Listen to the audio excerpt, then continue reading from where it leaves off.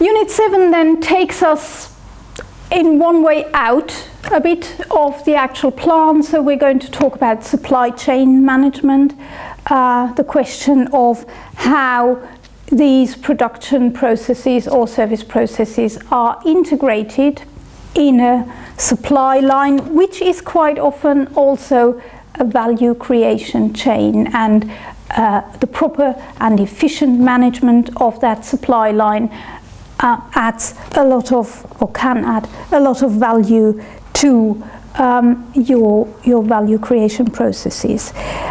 So we are going to look at how to design a supply chain, again, independence of the product and the quantities, but also with regard to questions of location. So nowadays, as you all know, in a globalized world, your supplier of certain raw materials may not exactly be next door, they may actually be on another continent. There are a lot of vagaries in terms of politics, economics, environment and so on that play a role in that relationship and in the fact that they are located elsewhere. So that is one discussion we are going to have. The other one is your company's location. Again, for bigger companies, this is something that you can plan and design in looking at your suppliers and your customers, where they sit and where the best place would be for you to build a new plant. We will talk about the supply chain performance, how efficient it is, how effective it is, does it always deliver what it is supposed to deliver, does it always deliver in time, is it reliable?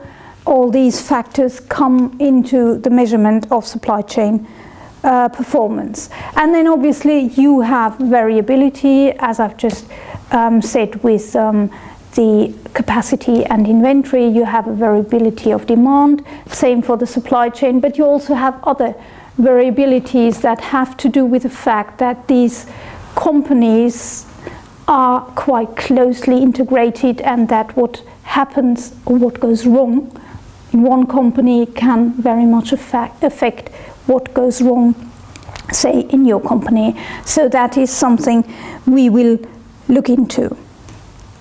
We will also, again, look at particularities of service-supply relationships. Quite often these are less spread over the globe, although now with the advent of more and more online shopping and online servicing, we get into this curious moment where suppliers may be very far away, but actually just a click away, and what effects does that have on the business relationship and on the production relationship?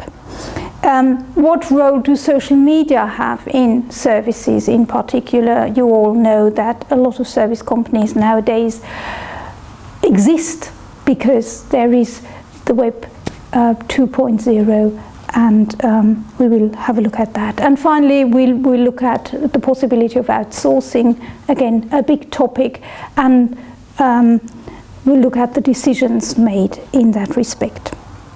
That is the first big part of that unit. The second is very much to do with efficiency and cost effectiveness.